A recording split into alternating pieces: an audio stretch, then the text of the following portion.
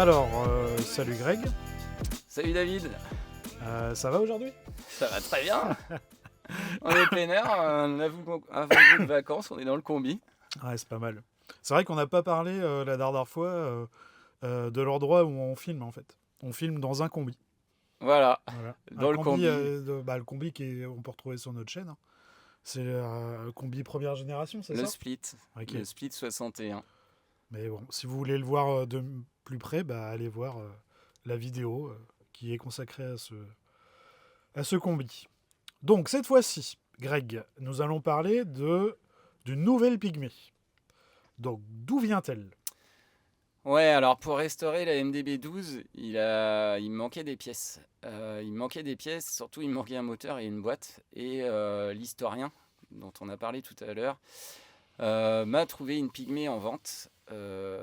Et donc on est parti chercher la pygmée, on a acheté la pygmée, j'ai tout de suite sorti le moteur était mort, j'ai refait le moteur, la boîte. Et là, la pygmée, la 12 étant finie, je me retrouvais à l'atelier avec une pygmée invendable, puisque vendre juste un châssis sur roue, c'est pas très simple. Donc je me suis dit autant retrouver un moteur boîte, et puis la voiture ayant été restaurée mais un petit peu comme la 12 dans le but de faire plus des expos que du roulage, mais fallait la restaurer. Enfin la restaurer, elle était déjà très propre, mais il fallait faire tout le reste, et surtout l'homologuer pour pouvoir courir en championnat. Oui, voilà, c'est ça le but en fait. Parce que c'est quoi le but Ouais, du fait de la restauration de celle-ci?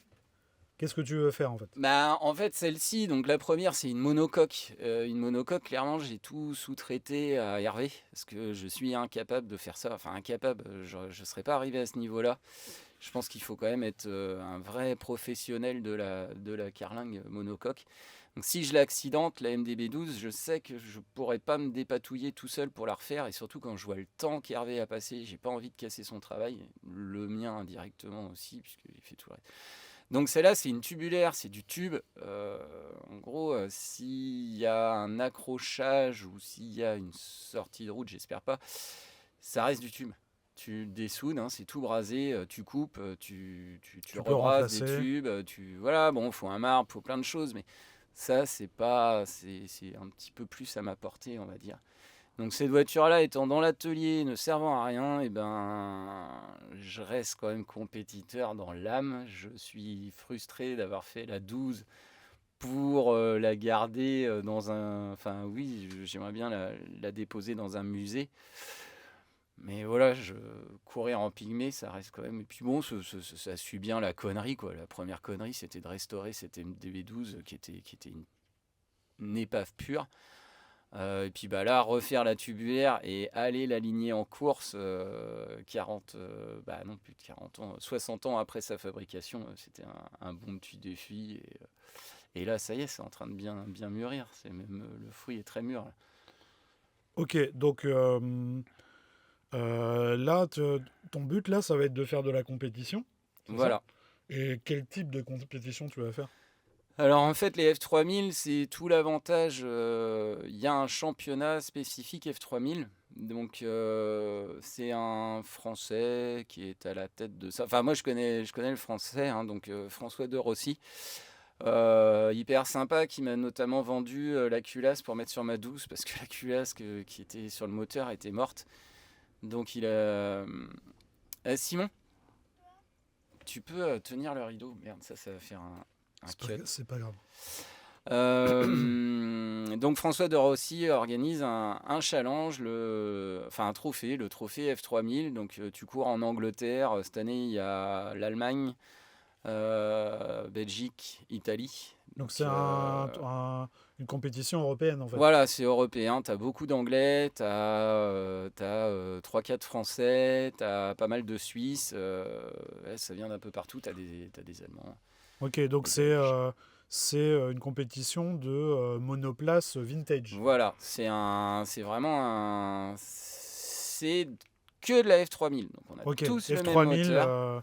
vintage, donc c'est quoi? C'est avant. F3000, de toute façon, je sais pas, ça doit partir de 62 jusqu'à 70. Ok, Et la plupart, on est d'accord. tous en classe 2, c'est-à-dire en classe 66, 70, un truc comme Ok, ça. Donc on a tous des 1000 Cosworth. Après, peu importe le préparateur, mais la base c'est la même. On a tous des 1000 Cosworth, on a tous une boîte Hewland 4 vitesses. ok, Et après, les marques, bah, t'as de la Brabham, de la Chevron. Il y a une Pygmée qui roule, qui est 1 an plus jeune que la mienne. Il y a une Martini qui roule. Voilà. Mais c'est toutes des F3000. ok. Et donc ça, c'est quand? Quand est-ce que tu vas faire ça? Alors, bah, du coup, moi, ça y est, j'ai pris mon engagement. La première sortie de la voiture, ce sera le 12 juin et c'est au Nürburgring, le petit circuit, hein, le circuit F1, pas le grand. Donc, c'est pour le Nürburgring classique. En France, on a le Mans classique, on a Nogaro classique, enfin, on a des choses comme ça. Là, c'est vraiment la fête au Nürburgring, mais la fête à l'ancienne. Ok, Donc il y aura que, voilà, il y a les F3000 qui courent, il y a les Formule 1 qui courent, il y a des voitures d'endurance, puisqu'il y a une course d'endurance. Je pense que ça va être chouette d'un point de vue spectacle. Après, moi, mes prétentions, bah, elles sont moindres parce que j'ai jamais roulé en monoplace, hein. Ça va être une découverte pure, la monoplace. Et puis bon, bah, c'est quand même 30 voitures, 30-35 voitures qui prennent le départ. Il y a du pilote, ça fait 30 ans qu'ils courent dans des F3000. Voilà, les gars, ils ont la technique de course, ils connaissent leur voiture par cœur, ils ont des... Moi, ça va être... Est-ce que mon moteur va marcher? J'en oui, sais rien. toi, Est-ce tu as que, envie de finir voilà. la course. Moi, l'idée, c'est réussir à faire la moitié des essais, hein, tourner peut-être 10 minutes, un quart d'heure, ou peut-être la demi-heure, mais pas trop vite pour pas trop user mes pneus, pour pas trop user mon moteur. Parce qu'il y a un aspect financier, hein, des pneumatiques, c'est pas donné. Moi, j'ai pas les moyens de mettre des balles neuves à chaque course. Donc voilà, je vais essayer d'économiser mes pneus, mon moteur, et puis après, bah, première course, si je pars dernier, bah, comme ça, je suis sûr que je me ferai pas taper au démarrage si je cale. Parce que la première fois que j'ai fait une course de mini, j'ai passé la marche arrière au lieu de passer la marche avant, donc heureusement que je partais pas en dernière ligne, mais presque, parce que autrement j'aurais pu me faire tamponner.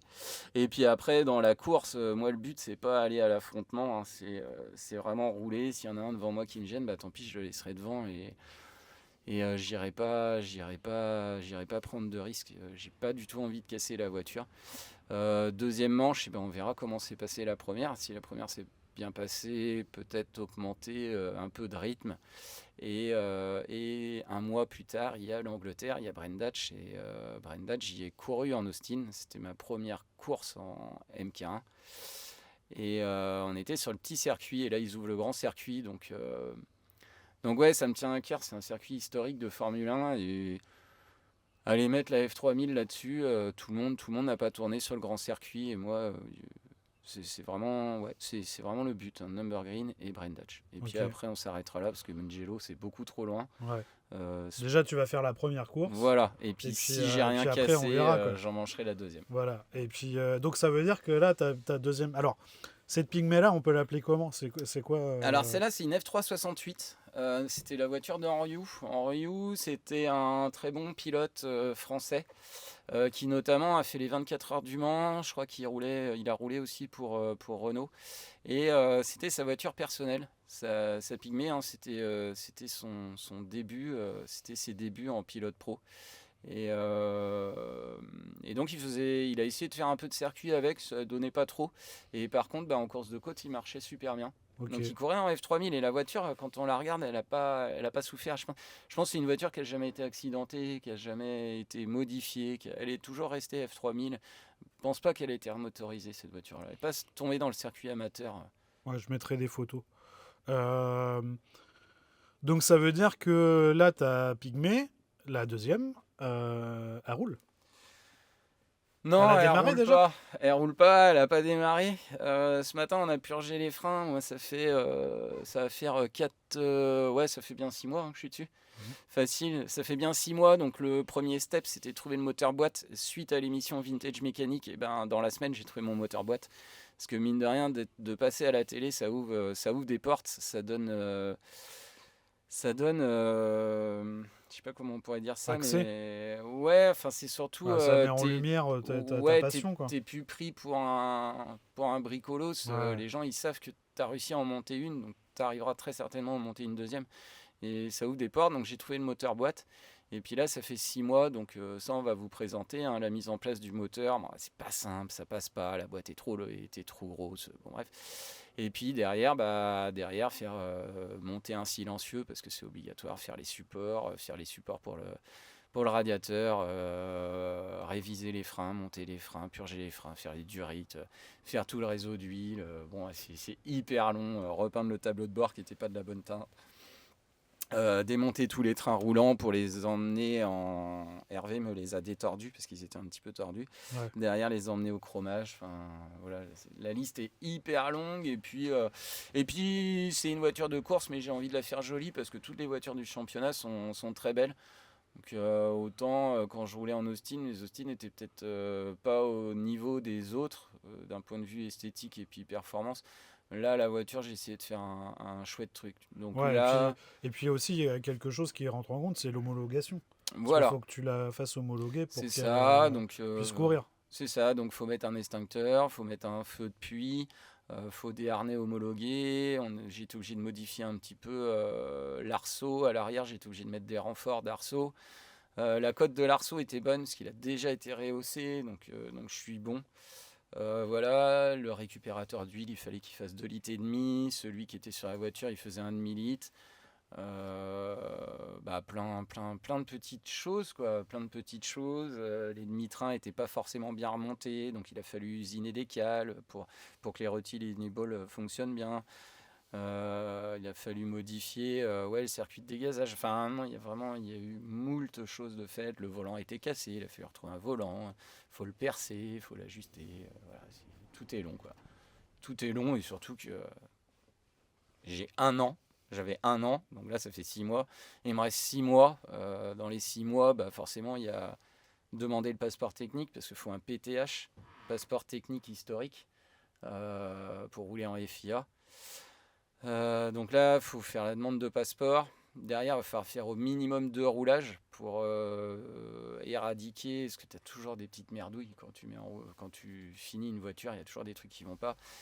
Donc voilà, on va essayer de faire 2-3 roulages. Il faut que je me fasse accompagner par des gens qui connaissent bien les monoplaces pour affiner les réglages.